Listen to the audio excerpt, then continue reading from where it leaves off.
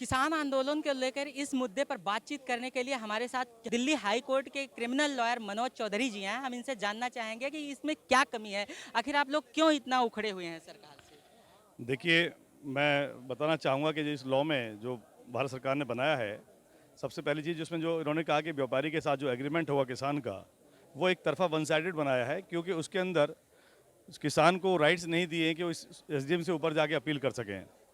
और one thing, जबकि उसमें होना ही चाहिए था कि अगर जो भी व्यापारी, जो भी बिजनेसमैन हमारे साथ किसान के साथ एग्रीमेंट करेगा, उसकी कंडीशंस ये होनी चाहिए थी कि वो अपनी कंडीशन में जो भी एडवांस मनी देगा, क्योंकि विदाउट कंसेशन अमाउंट एग्रीमेंट नहीं माना जाता है एज पर लॉ। लेकिन उन्होंने इसको चेंज कर दिया। सेकेंडरी, अब जो एडवांस वो देता है किसान को पैसे, और उसके बाद अगर किसान की फसल खराब हो जाती है या उसकी उस लायक नहीं निकलती है जो उनको जो रिक्वायरमेंट है, तो उसके हिसाब से जो है वो पैसा जो है, जो भी एडवांस दिया गया किसान को, वो ख़त्म हो जाना चाहिए, उसका क्लेम नहीं होना चाहिए, जिससे कि जो है किसान को अननेसरी लिटिगेशन में ना जाना पड़े। लेकिन यहाँ उल्टा कर दिया कि किसान तो लिटिगेशन नहीं जाएगा, लेकिन बिजनेसमैन के लिटिगेशन में जाएगा। तो उसकी वजह से जो है किसान कहाँ तो इसको अफोर्ड करेगा और कैसे उस पैसे का जो है किसान वकील करेगा या कोर्ट में रहेगा या अपनी खेती करेगा।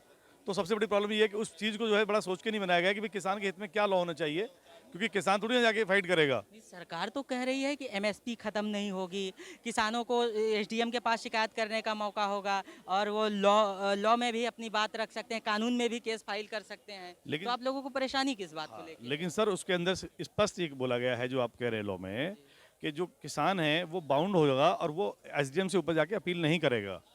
उसकी लास्ट अथॉरिटी एसडीएम होगी, जबकि वो अथॉरिटी करने वो जाए क्यों क्लेम करने। मेरा सेंस इसमें ये है कि लॉ ये होना चाहिए था कि सिंपल सा के जो है, अगर कोई एग्रीमेंट मेरे साथ करता है, मेरे को आगे बीज देता है, मेरे को एडवांस पैसे देता है, देन उसके बाद अगर मेरी फसल उसके लायक नहीं है, उससे नहीं लेनी है, तो जीरो हो जाए, वो मेरे अगेंस्ट क्लेम ना कर पाए। तो उससे क्या है कि जो भी किसान है उसको कोई लॉस नहीं होगा, दैट्स इट। लेकिन अगर मेरे ऊपर क्लेम करेगा और वो उसके अगेंस्ट वो मेरे जाएगा, तो मैं उस लिटिगेशन में कहाँ तक लड़ूंगा, तो मैं कैसे खेती करूंगा। जबकि होना ये चाहिए था भाई, मेरे पास एग्रीमेंट कर रहा है कि बिजनेसमैन अगर लगता है मेरी फसल मेरे हाथ में थोड़ी ना है, फसल कैसी होगी, मैंने बीज डाला, उसने जो दिया मैंने उसके हिसाब से किया, जो मुझे मापदंड दिया मैंने वो उस हिसाब से भी खेती की। बाद में अगर खेती अगर फॉरवर्ड नहीं निकलती, मान लीजिए उन्होंने कहा कि भाई आपका आलू 2 इंच का होना चाहिए, 2 इंच का एमएसपी मेरा है आलू। ना सर, उसके लिए एमएसपी तो खत्म ही नहीं सर करेंगे। एमएसपी तो सेकंड है, पहले तो जो लॉ की बात कर रहे हैं हम लोग, जो उन्होंने कहा है कि जो हमारे साथ एग्रीमेंट करेगा, जो बिजनेसमैन एग्रीमेंट करेगा, मैं उसकी बात कर रहा हूँ।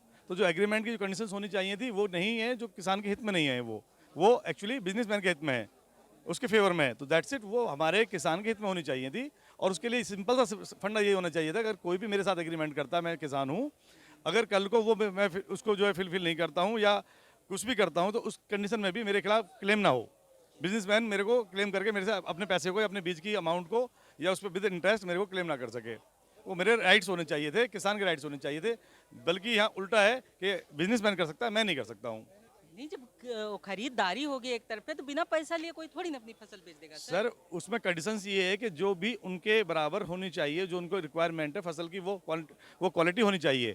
सपोज करिए मेरी क्वालिटी वो नहीं निकलती है कल फसल की, तो उस कंडीशन में क्या होगा, उसकी कोई गाइडलाइंस क्लियर नहीं है उसके अंदर ये कि बिजनेसमैन तो मुझे क्लेम कर लेगा कि मैंने तो आपको पैसा दिया था, मेरा पैसा वापस दीजिए।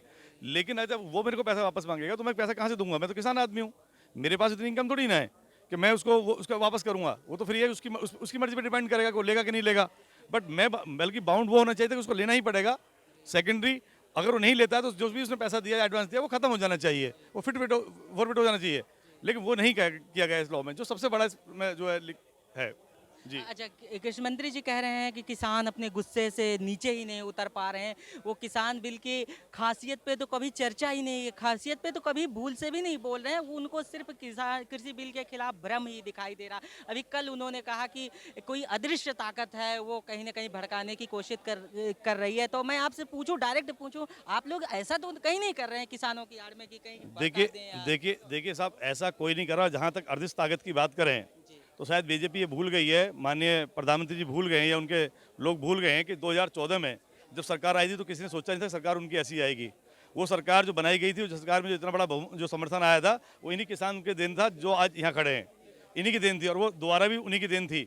तो उसको भी याद रखें कि जब अगर इतने बड़े समर्थन में आपको जिता के वहाँ भेज सकते हैं, जो रिकॉर्ड तोड़ था पूरे अभी तक का आपकी बीजेपी का, तो वो नो डाउट कि आज भी यहाँ भगवान उन्हीं के साथ है।